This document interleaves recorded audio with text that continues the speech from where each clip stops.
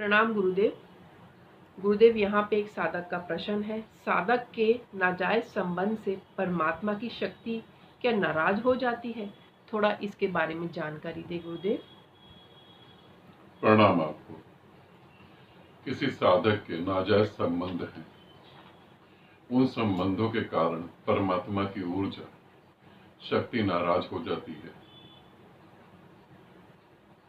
हाँ, बिल्कुल नाराज हो जाती है। अगर आपके नाजायज संबंध हैं तो परमात्मा की शक्ति नाराज हो जाती है पूरी तरह से, और आप नरक में चले जाते हैं। मगर ये यूं कहूं कि ये सत्य नहीं है तो भी गलत है, और यूं कहूं कि ये सत्य है तो भी गलत है। एक एक बात को हम समझने की कोशिश करते हैं। मुझे ये तो पक्का पता है कि बात आपके दिमाग और सोच के विपरीत होगी, ये आप भी जानते हैं। यदि मेरा वीडियो देखते होंगे तो जानते होंगे जो मैं बोलूंगा। नाजायज संबंध, जायज संबंध और नाजायज संबंध ये तुम्हारी समाज की व्यवस्था का एक हिस्सा है।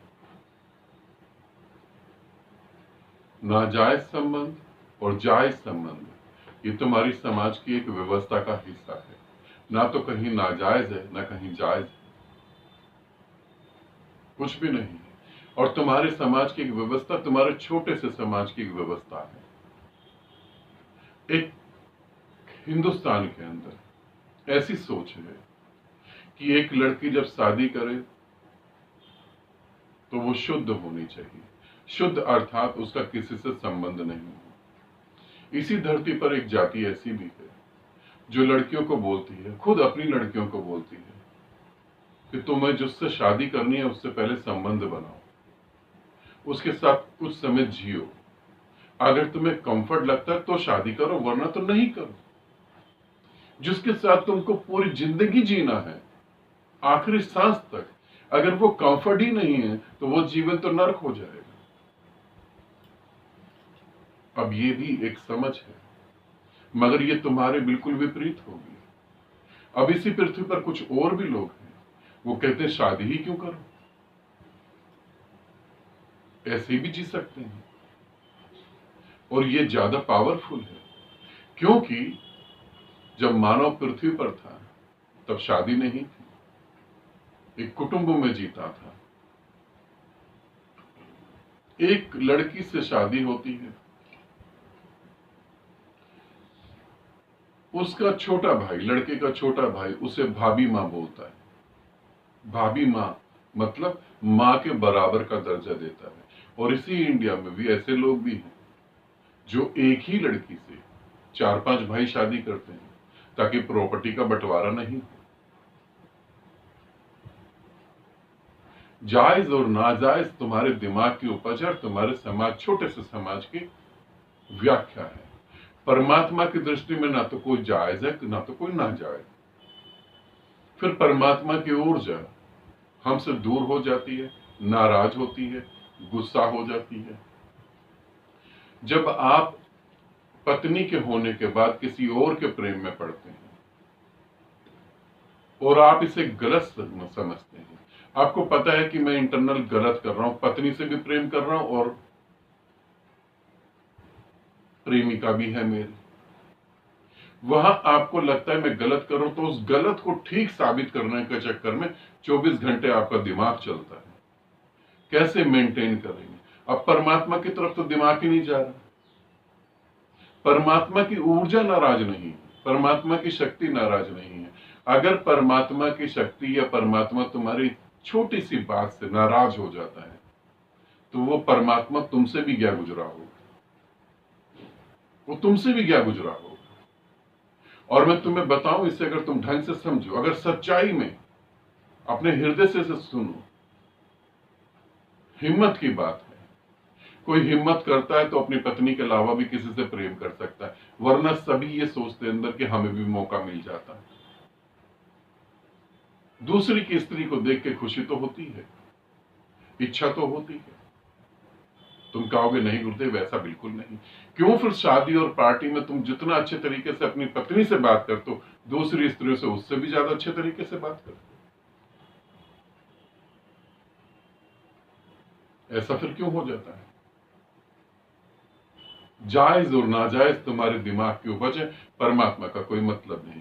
परमात्मा हमसे दूर होता नहीं, हम दूर हो जाते हैं इन संबंधों को मेंटेन करने में।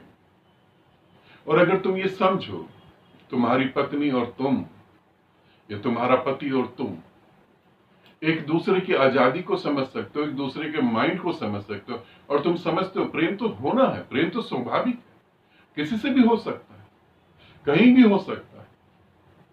और अगर प्रेम हो भी गया तो कोई फर्क नहीं पड़ता। तो तुम आराम से परमात्मा से कनेक्ट हो, आराम से कनेक्ट हो।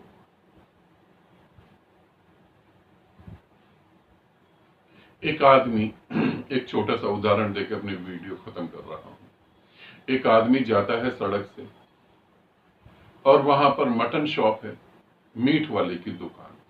वहां बाहर एक आदमी बैठा हुआ है, वो मुर्गों को पकड़ के उसकी गर्दन काट रहा है और फेंक रहा है। तुम्हारे मन में आता है, यार कितनी हिम्मत चाहिए इसकी, मुझे कितना कठोर हृदय होगा, कैसे इसने मुर्गे की गर्दन काट दी, और मुर्गा कैसे तड़प रहा है। अगर हमें कोई दे, हम तो भाई कभी ना काट पाए। और उससे पूछो, उसे पता है रोजी रोटी ही वो है, तो उसे कहीं गलत लग ही नहीं रहा। उससे तुम कहोगे कि परमात्मा नाराज हो जाएगा, बेटा परमात्मा तुझे नरक में भेजेगा। और जब तुम उसके दुकान के अंदर झांक के देखोगे ना, तो जो फोटो तुमने मंदिर में लगा रखी है, वही फोटो उसने अपनी दुकान में लगा रखी है। उसके आगे भी वो अगरबत्ती करता है कि आज ज्यादा ग्राहक आए ताकि मैं ज्यादा मुर्गे काटूं। जिस भगवान की तुम पूजा करते हो ना, उसी भगवान की पूजा शमशान घाट वाला भी करता है कि आज मुर्दे ज्यादा आए। परमात्मा किसी से नाराज नहीं होता। तुम ही जिस काम को कर रहे हो उसे गलत और गंदा समझ ले, तो फिर उसे मेंटेन करने में दिमाग घुमाते रहते हो, क्योंकि तुम्हें पता है इंटरनल तुम गलत कर रहे हो, जबकि गलत है नहीं, मगर तुम ऐसा मान के चलते हो। तो ये तुम्हारी समाज की दी हुई चीजें हैं, इससे परमात्मा का कोई मतलब नहीं है। तो परमात्मा नाराज होता है? बिल्कुल नहीं होता। परमात्मा को पता ही नहीं है, वो इन छोटी छोटी बातों में है ही नहीं। अगर हम अपनी पत्नी के अलावा किसी औरत को प्रेम करते हैं तो परमात्मा नाराज हो जाता है, तो इसका मतलब हम सिर्फ अपनी पत्नी को प्रेम करते रहे तो हमें मोक्ष मिल जाएगा, फिर अलग से साधना करने की जरूरत क्या थी? तो परमात्मा खुश हो जाता, फिर अलग से साधना करने की जरूरत ही नहीं थी। मगर नहीं, तुम एक दूसरे की लाश को ढोगे अपने कंधों पर, क्योंकि तुम्हारे दिमाग में समाज ने बिठा रखा है। मैंने देखा पति पत्नियों को, वो ढो रहे हैं। वो अलग से मेरे को बताते हैं कि जो हम आपके सामने कर रहे हैं सिर्फ नाटक है, ना तो मेरा पति मुझे प्रेम करता, ना मैं अपने पति को प्रेम करता। ये सब हम आपको कह रहे हैं ना, आपके सामने कह रहे हैं ना, आई लव यू डार्लिंग, ये वो, ये सिर्फ नाटक है गुरुदेव, आपको दिखाने के लिए। रियलिटी में तो कुछ है ही नहीं हमारे बीच में। तो फिर तुम ढो रहे हो एक दूसरे को, और कैसा जीवन जी रहे हो। परमात्मा तो परम आजादी है, परम समझ है, परम शून्य है, परम प्रेम है, जो तुमसे कोसों दूर है, जो तुमसे बहुत दूर है, और शायद सदा ही दूर रहेगा, क्योंकि तुम इतनी छोटी छोटी बातों को लेकर परेशान हो जाते हो। ठीक है, इसे समझो, परमात्मा नाराज नहीं होता, और यदि होता होगा तो दो कौड़ी का परमात्मा। मेरा परमात्मा नाराज नहीं होता है, वो तो जब ज्यादा आनंदित होता है, क्योंकि जब उसका बच्चा ज्यादा आनंदित होगा तो पिता अपने आप ही आनंदित होगा। आनंदित रहें, सदा खुश रहें। बहुत बहुत प्रेम आप सभी।